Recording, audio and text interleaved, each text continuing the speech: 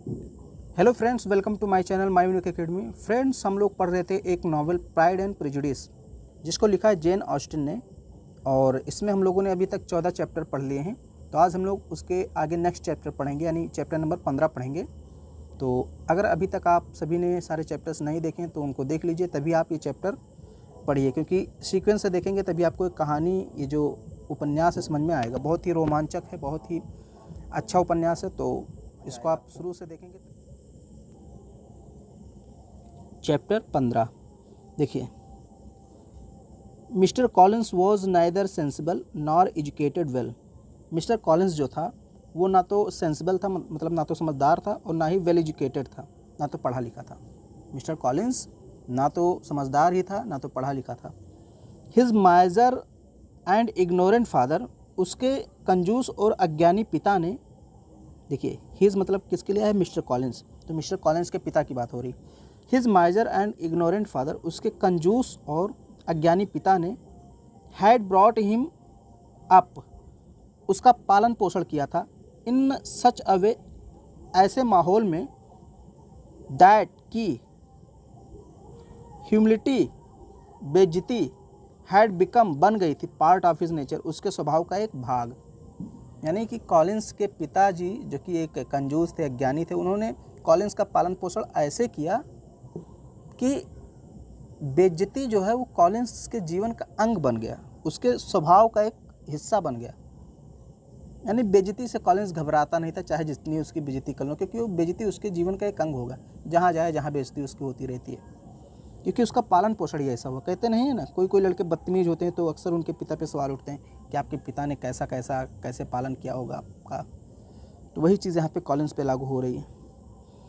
His ridiculous respect for the high rank of Lady Catherine de Bourgh combined with his very good opinion of himself. अब देखिए यहाँ पे समझना पड़ेगा ये लाइन थोड़ा, क्योंकि दो चीज़ें यहाँ पे दी हुई हैं, तो थोड़ा सा समझना पड़ेगा। हिज रेडिकुलस रिस्पेक्ट, उसकी मूर्खतापूर्ण सम्मान, किसका, मिस्टर कॉलिंस का मूर्खतापूर्ण सम्मान, फॉर द हाई रैंक, उच्च वर्ग, of Lady Catherine de Bourgh, Lady Catherine de Bourgh के प्रति, यानी जो उच्च वर्गीय लेडी कैथरीन डी बॉर्ग थी उनके प्रति जो मूर्खतापूर्ण सम्मान था, वो किसका मूर्खतापूर्ण सम्मान, मिस्टर कॉलिंस। मिस्टर कॉलिंस का लेडी कैथरीन डी बॉर्ग के प्रति मूर्खतापूर्ण सम्मान, कंबाइंड विद, और साथ ही साथ, कंबाइंड विद का मतलब साथ ही साथ, हिज वेरी गुड ओपिनियन, उसकी बहुत अच्छी राय, ऑफ हिमसेल्फ, स्वयं के बारे में। देखिए दो चीज़ें हो गई ना, एक तो लेडी कैथरीन डी बॉर्ग के प्रति उसका मूर्खतापूर्ण सम्मान, और एक अपने प्रति अच्छी राय। दो चीज़ें रखता था विलियम कॉलिंस, ध्यान में रखिएगा। लेडी कैथरीन डी बॉर्ग के प्रति मूर्खतापूर्ण सम्मान रखता था और अपने प्रति बहुत अच्छी राय रखता था। वही चीज़ यहाँ पे लिखी है। His ridiculous respect for the high rank of Lady Catherine de Bourgh, Lady Catherine de Bourgh के प्रति उसकी मूर्खतापूर्ण राय, कंबाइंड विद, और साथ ही साथ हिज वेरी गुड ओपिनियन, उसकी बहुत अच्छी राय, ऑफ हिमसेल्फ, स्वयं के बारे में। इन दोनों ने had made him a very odd mixer, इन दोनों ने उसे बहुत ही अजीब मिश्रण बना दिया, of servility and pride. Servility का मतलब आज्ञाकारिता, एंड प्राइड का मतलब घमंड, अभिमानी। यानी कि इन दोनों चीज़ों ने कॉलिंस को आज्ञाकारिता बना दिया और अभिमानी बना दिया। तो ये चीज़ क्वेश्चन आपसे पूछ सकता है कि किसने जो है कि मिस्टर कॉलिंस को जो है कि, या किस चीज़ ने मिस्टर कॉलिंस को मिक्सर ऑफ सर्विलिटी और प्राइड बना दिया था। तो आपको बताना पड़ेगा जो लेडी कैथरीन डी बॉर्ग हैं उनके प्रति जो उसका मूर्खतापूर्ण सम्मान था, हमेशा उनकी तारीफ कर रहा था वो, और एक अपने प्रति बहुत ही वो अच्छी राय रखता था, घमंडी वाली। तो वो दोनों चीज़ें उसको कहीं ना कहीं अभिमानी बना देती थी। आई होप ये लाइन आपको समझ में आ गई होगी। थोड़ा सा समय लगा इसमें, मैं जानता हूँ आप थोड़ा सा हो सकता है बोर भी हो रहे हों, लेकिन अब आगे बढ़ते हैं। वेरी सून, शीघ्र ही, इट बिकेम क्लियर, ये स्पष्ट हो गया, इट बिकेम क्लियर। देखिए आप इंग्लिश बोलना भी सीखे, जैसे सून इट बिकेम क्लियर, जल्द ही यह स्पष्ट हो गया, दैट की he wanted to marry one of the daughters of Bennets, कि वो बेनेट्स के 5 बहनों में से किसी एक के साथ शादी करना चाहता है। यानी सून ही, जल्दी ही ये बात स्पष्ट हो गई कि जो मिस्टर कॉलिंस है वो 5 बहनों में से किसी एक बहन से शादी करना चाहता है। आई होप आपको समझ में आ रहा होगा। हिज फर्स्ट चॉइस वॉज जेन, उसकी पहली जो चॉइस थी, यानी पहला जो चॉइस आप कह सकते हैं पसंद, जो उसकी पहली पसंद थी वो जेन थी। यानी कि सबसे पहले मिस्टर कॉलिंस ने जेन से कहा कि आप मुझसे शादी कर लीजिए। But when Mrs Bennet pointed out that Jane was soon to be engaged, लेकिन जब मिसेस बेनेट ने यानी जेन की माँ ने यह बताया कि जेन की जल्द ही शादी होने वाली है, यानी उसका इंगेजमेंट होने वाला है, सगाई होने वाली, he changed from Jane to Elizabeth, तो जेन से एलिजाबेथ की तरफ मुड़ गया। यानी जब मिस्टर कॉलिंस को पता चला कि जेन की तो सगाई होने वाली है तो एलिजाबेथ पर डोरे डालने लगा। अब मिसेस बेनेट जो थी नाउ होप्ड, उन्होंने अब आशा की दैट कि soon she might have her 2 daughters married, की सून ही उसके 2 बेटियों की शादी हो जाएगी। मिसेस बेनेट जो थी वो अब खुश हो गई कि जेन की शादी बिंगले से हो जाएगी और जो एलिजाबेथ है उसकी शादी कॉलिन से हो जाएगी। यानी वो खुश हो गई कि चलो हमारी 2 बेटियां निपट गई। लेकिन आपको पता होना चाहिए कि एलिजाबेथ किसकी तरफ आकर्षित होने लगी थी? डार्सी की तरफ। अब देखिए, Mrs Bennett hated, Mrs Bennett जो थी वो घृणा करती थी मिस्टर कॉलिंस से। ओनली अ डे बिफोर, एक दिन पहले की बात है जब मिस्टर कॉलिंस आया था, अभी एक दिन पहले की बात है कि मिसेस बेनेट जो थी वो कॉलिंस से घृणा करती थी। But now he was in her high steam, लेकिन अब वे उसकी प्रशंसा में थी। हाई स्टीम का मतलब उसके सम्मान में, उसके प्रशंसा में, उसकी प्रशंसा किए जा रही थी। लेडी जो थी मिसेस बेनेट वो पहले कॉलिंस की घृणा करती थी, लेकिन जब कॉलिंस ने कहा कि वो किसी एक बेटी से शादी करना चाहता है तो बहुत खुश हो गई कि चलो कम से कम एक बेटी से हमारे शादी कर लेगा तो संपत्ति अपने घर में ही रह जाएगी। आप देखिए, mister Bennett was greatly board, mister Bennett बहुत ज़्यादा बोर हो गए, उकता गए। बोर का मतलब बहुत ज़्यादा उकता जाना, मन ना लगना, कहते हैं बहुत ज़्यादा बोर हो गए। किससे? बाय मिस्टर कॉलिंस के द्वारा। देन उसके बाद mister Collins accompanied the girls, इसके बाद मिस्टर कॉलिंस लड़कियों के साथ, यानी वो जो 5 बहनें थीं उनके साथ, मिस्टर कॉलिंस उसके बाद 5 बहनों के साथ to their aunt Mrs Philips at Meryton, फिर कहाँ पे चले गए? उनकी एक मौसी थी, उन गर्ल्स की मौसी। देखिए दियर किसके लिए आया? गर्ल्स के लिए, क्योंकि गर्ल्स प्लूरल हैं तो दियर भी प्लूरल है।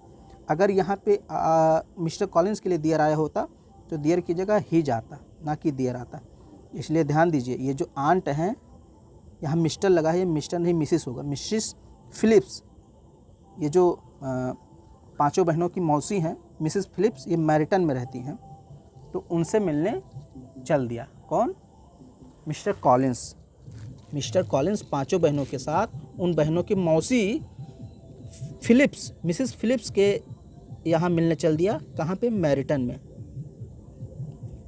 There they met a military officer, वहाँ पर रास्ते में वे लोग एक मिलिट्री ऑफिसर से मिलते हैं। जब 5 बहनें और कॉलिंस जा रहे थे तो रास्ते में एक मिलिट्री ऑफिसर मिलता है जिसका नाम था mister Danny, who introduced them, उसने परिचय कराया टू हिज फ्रेंड विकहम, अपने दोस्त विकहम से। यानी डैनी नाम का जो व्यक्ति था उसने अपने फ्रेंड विकहम, ये नाम याद रखना, विकहम बहुत ही ज़रूरी है। ये एक प्रकार से इस नॉवेल का एक प्रकार से आप कह सकते हैं विलेन है।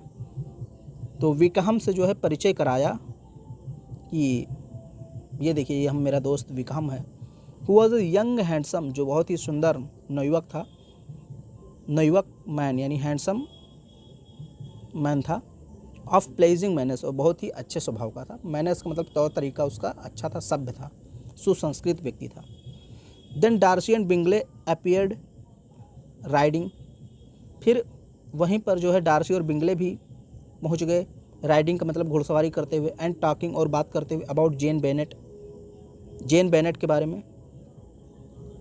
यानी जेन बेनेट जो थी, जेन बेनेट का मतलब जिससे बिंगले प्यार करता था, तो डार्सी और बिंगले जेन के बारे में बात करते हुए घोड़े से पहुंच गए वहीं पे।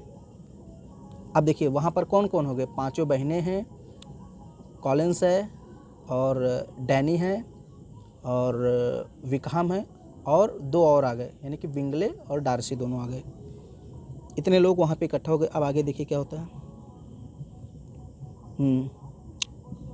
देन डार्सी एंड बिंगले, तो ये तो मैंने आपको पढ़ा ही दिया, फिर यहाँ से पढ़ाना। बिंगले टोल्ड दैट, बिंगले ने बताया कि ही वॉज गोइंग टू लॉन्गबॉर्न, कि वो लॉन्गबॉर्न जा रहा है। लॉन्गबॉर्न कहाँ, जहाँ बेनेट परिवार रहता था, जहाँ से पांचों बहनें आई थीं, जेन एलिजाबेथ जहाँ पे रहती थी, लॉन्गबॉर्न वही। तो उसने बताया कि वो लॉन्गबॉर्न जा रहा है टू इंक्वायर, पूछताछ करने, अबाउट जेन्स हेल्थ, जेन के स्वास्थ्य के बारे में, क्यों उसने कहा कि वो तो जेन के बारे में पूछताछ करने जा रहा था लॉन्गबॉर्न।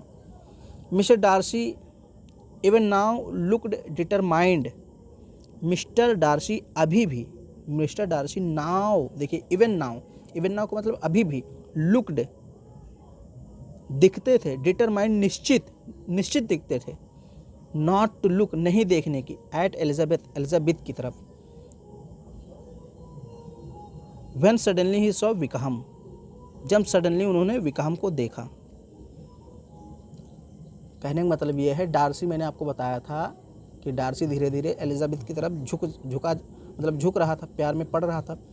तो वो धीरे धीरे क्या हो रहा था कि ऐसा दिखाने की कोशिश कर रहा था कि हम आपको प्यार नहीं करते हैं। तो अभी भी वो डार्सी जो है कि एलिजाबेथ की तरफ ना देखने का दृढ़ संकल्प लिए होता, अभी भी देख नहीं रहा था उसकी तरफ। वही चीज़ यहाँ पे लिखी हुई, डार्सी इवन नाउ, डार्सी अभी भी, लुक्ड डिटरमाइंड निश्चित दिखा, नॉट टू लुक नहीं देखने का, नहीं देखने का निश्चय कर रखा था, एट एलिजाबेथ, एलिजाबेथ की तरफ, और वो उसी निश्चय पर डटा रहा अभी भी। व्हेन, जबकि suddenly he saw Wickham, suddenly उसने विकहम को देखा। अभी अगर देखिए डार्सी और विकहम दोनों एक प्रकार से थोड़े से आप कह सकते हैं दुश्मनी है दोनों में। अचानक डार्सी ने किसको देखा, विकहम को। अब देखिए दुश्मनी नहीं, थोड़ी सी आप कह सकते हैं नाराज़गी कह सकते हैं, वो कहानी में आपको आगे पता चलेगी कि क्यों विकहम और डार्सी दोनों एक दूसरे को नापसंद करते हैं। देखिए तो मैंने कहा डार्सी ने अचानक से सडनली विकहम को देखा। Darcy and Wickham both changed colour, दोनों एक दूसरे को देखा तो दोनों के रंग उड़ गए। Darcy and Wickham both changed colour, उनका कलर बदल गया, मतलब रंग उड़ गया, कलर बदल गया। At the sight of each other, एक दूसरे को देख करके। विकहम लुक्ड वाइट, जो विकहम था उसका चेहरा वाइट हो गया, सफ़ेद हो गया। वाइल डार्सी रेड, जबकि डार्सी काला हो, मतलब सॉरी लाल हो गया। मतलब दोनों एक दूसरे को देखकर दोनों का होश उड़ गया, रंग उड़ गया, एक का चेहरा सफ़ेद एक का लाल हो गया, ऐसे कह सकते हैं। आफ्टर अ मोमेंट, कुछ क्षणों बाद, विकहम टचड हिज हैंड,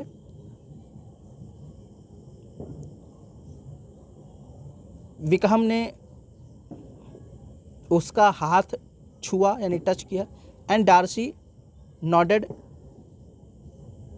और डार्सी झुका। नॉडेड का मतलब झुकना यानी सिर झुकाना, थोड़ा सा मतलब हाय हुक्का करना, जैसे आप कहते हैं हाय हेलो, तो वहाँ का जो भी हुआ होगा, एक ने हाथ छुआ तो एक ने सिर झुकाया, हाय हुक्का दोनों में थोड़ा सा हुआ, ज़्यादा नहीं। Elizabeth felt greatly curious, Elizabeth ने बहुत ही उत्सुकता फील की। क्यूरियस का मतलब उत्सुकता। जब एलिजाबेथ ने देखा कि विकहम और डार्सी ऐसे मिल रहे हैं, एक दूसरे के रंग उड़ गए देख करके, तो एलिजाबेथ क्यूरियस हो गई, उत्सुक हो गई कि क्या चल रहा है इन दोनों में। तो एलिजाबेथ फेल्ट ग्रेटली क्यूरियस, यानी कि वो उत्सुक हो गई बहुत ज़्यादा। एट दिस साइट, इस दृश्य को देख करके। But could understand nothing about it, लेकिन इसके बारे में कुछ समझ नहीं पाई। आश्चर्यचकित हो गई, उत्सुक हो गई देख करके दृश्य को, लेकिन कुछ समझ नहीं पाई कि क्या हुआ।